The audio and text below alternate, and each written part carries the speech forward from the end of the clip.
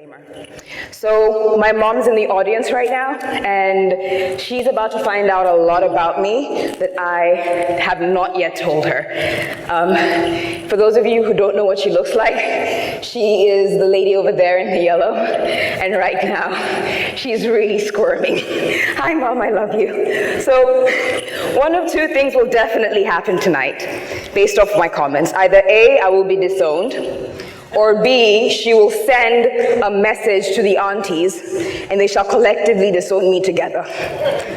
But what I do know is that after this, Mom, I'm going to be asleep in my house. I'm very tired. I will see you a lot later. Please don't kill me. I love you. Bye. All right, so let's begin. Do you want to know when I experienced the most pain in my life? It wasn't when I was 4 and a beer bottle fell on my face. Yes, there is a scar. And according to some people, that little accident started what can only be termed as a notorious drinking career. Or it was when I was 16 and then got dumped on my birthday, y'all. It was when I was 5 and got my hair relaxed for the first time. Now, when I say relaxed, I just don't mean relaxed, I mean she was relaxed, y'all. Chilling like a shilling. And for those of you who are unfamiliar with that term, what it means is putting chemicals on your hair to permanently straighten it. As I was squirming and fidgeting and I felt my scalp burning because of the chemicals, all I remember is being told, sit down, stop squirming. Don't you want to have good hair? And that is when I realized that I had bad hair. That my hair was something so intrinsically evil that it needed to be exorcised off my scalp, that I needed to be somehow punished for it. And unfortunately, that is the first lesson I learned from my hair. Because you see, hair, according to Willie Marrow, is not just hair. Hair is the basic natural symbol of the things people want to be.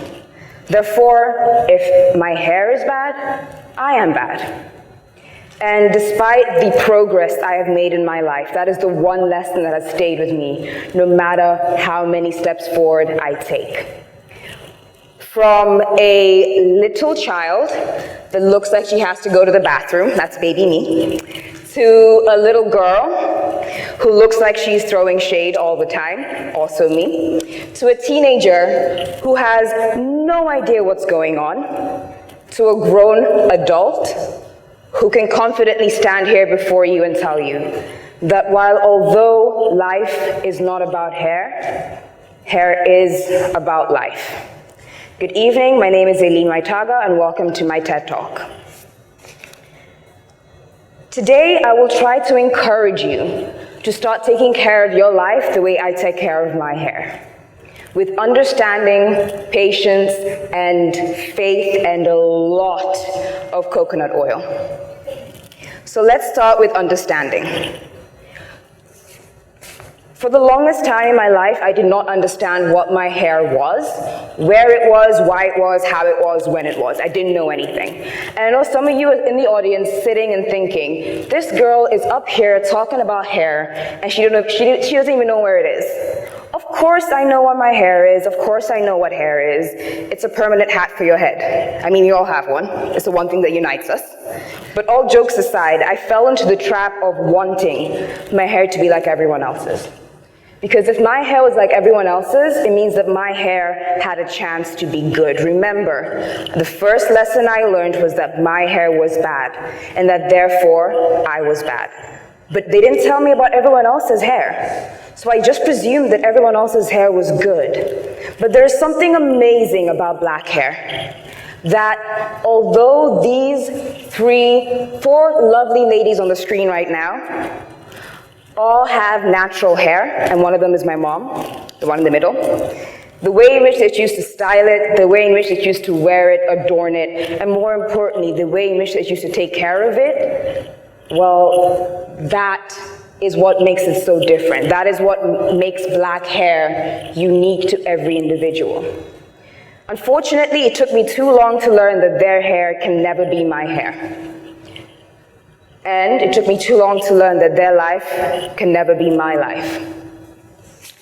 Because no matter how much I tried to live like other people. Because I did not, could not, did not want to understand where I was coming from or where I was going. I would often make sure my hair was good, no matter the cost. Even if it meant burning my scalp.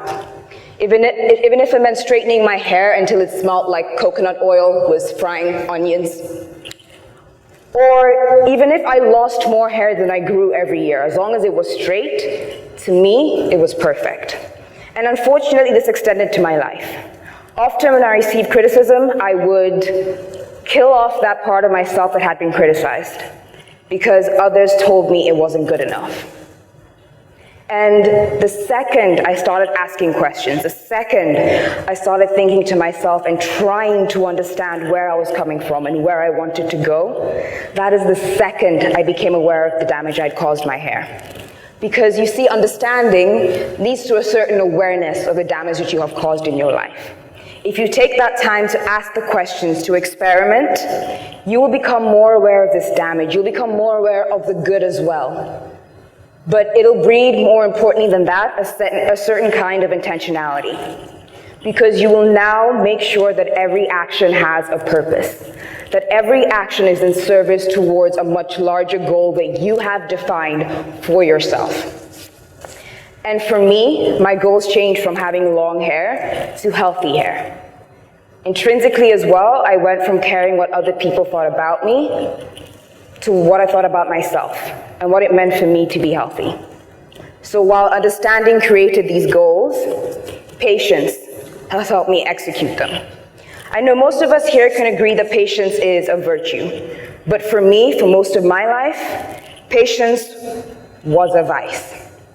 Because instead of using patience to assess the situation and recognize the right moment to act, I used patience as a way to stop making decisions altogether because I was just waiting. I was trying to be patient. Even before I went natural, I held off on that decision for 3 years because I was afraid I would look like a little boy. And more than that, because I was more afraid of the unknown.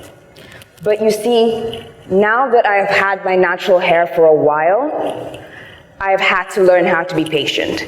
As people tried to touch my hair without asking me, I had to do the occasional dodge and swerve and sweeve to make sure no one touched it. As I was trying to find products for my hair, as it took 3 hours to do my hair on Friday. Yes, this took 3 hours. You learn to become more patient because you start to understand how every single action plays in a much larger context. You become more intentional, and therein you learn how to become more patient, because now you're using patience for what it was intended to be. You are using it as a way to really assess a situation. You're using it as a way to recognize when you should and should not act, as opposed to forestalling action altogether. Therefore, when you understand life, you begin to wait things out not because you are scared, but because you understand the role that activity plays in your life. But to keep you going, you also need something a little bit bigger than yourself. You need faith. And I bet you're wondering, what kind of faith do you need exactly? And I'm talking about that kind of faith. You know when your parents are talking to people after church, or after Kane, or temple, or whatever, and they're just talking and talking, you just are like, yeah, mom, And what kind of faith I expect you to have is the faith that you know your parents will finish that conversation before Jesus comes back. That's the kind of faith I'm asking you to have. I'm asking you to have the kind of faith to know that your mom is not going to leave you in church. Your mom will take you home. That kind of faith. So let me ask you a question. How many of you have plans for tomorrow? Yeah? How many of you have plans for tomorrow? Even if it's to do nothing, if it's to do something, you have plans for tomorrow, right? How many of you have checked the weather for the next week or month? All right. You guys already have this faith. You just don't know it yet. You're just not using it intentionally to drive your goals. because we all have this faith within us. It is the thing that keeps us from breaking up relationships which are toxic. It is the thing that helps us plan for tomorrow. It is the thing that gets me up in the morning and convinces me to do my hair. Because faith is what will keep you going. Faith in your goals, faith that you have understood yourself and that you are willing to undertake that process for as long as it takes is what will keep you sustained, is what will keep you motivated. But last but not least, coconut oil. Coconut oil is the reason I am so shiny before you today. Coconut oil is that little extra something that binds everything together. For me, in my life, it's music. If you ask anyone on campus, I'm always walking around with headphones or AirPods, and I'm listening to music. For my mom, it's God. Her faith has kept her going in the toughest of times, and I admire her for it. But coconut oil is not always easy to come by, because it takes a lot of effort to find it. And it will evolve as you grow, right? Coconut oil is the thing that keeps your hair, and hopefully they're in your life, a little bit more nourished. It gives it a fighting chance, because understanding helps build your goals, patience helps you execute them, faith keeps you going, and coconut oil binds it all together. Now, one question still remains. Why? Why do I pour so much creative energy into my hair? Theoretically, you could suppose that for people that look like me, we were often excluded from society. So one way in which to build those positive communities around us was to start taking care of our hair. Because in those moments, we could talk about moments and experiences that were familiar to everyone. And so I posit the following. You should undergo this journey because you will create a positive community around you. And it doesn't just extend to people who look like you, people who have the same desires, beliefs, dreams, values, etc. It is everyone. For example, sorry, I love these pictures so much. Someone who I care about very deeply once told me that, Aileen, although I love your hair no matter what state, color, shape, size it is in, when you are in your afro, you are the most happiest because it is a true extension of yourself. And those words have kept me going. They keep me going even if keeping going looks like this. You know, I either oscillate between a person that has just found out that they have found 100 bob in their wallet after laundry day, or a person who just realized adulthood is the best because you can buy cake whenever you want. It's not just about birthdays, y'all. That is the game changer. Cake whenever you want. These communities extend to everyone around you because you will become a much better, much healthier version of yourself. Someone that is uniquely you.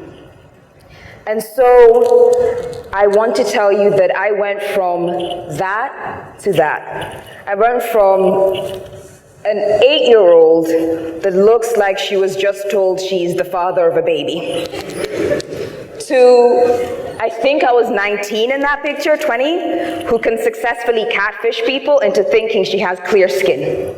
And as you can see right now, I do not. The sun has really damaged my skin, y'all.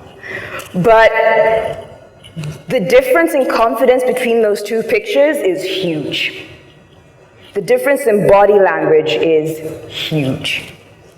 Although I may still feel the same way I did when I was 8, my hair has allowed me to express myself in new ways, in healthier ways, that don't involve wanton destruction, persistent persecution, and above all else, a growing self-hate. So, hopefully, you too will start treating your hair with understanding, patience, faith, and a lot of coconut oil. Just like a by the by, I am probably the reason why we don't have that many coconut trees in Mombasa. I use that much coconut oil. To summarize, if nothing else, I want you to remember this. that although life is not about hair, hair is about life. Thank you so much.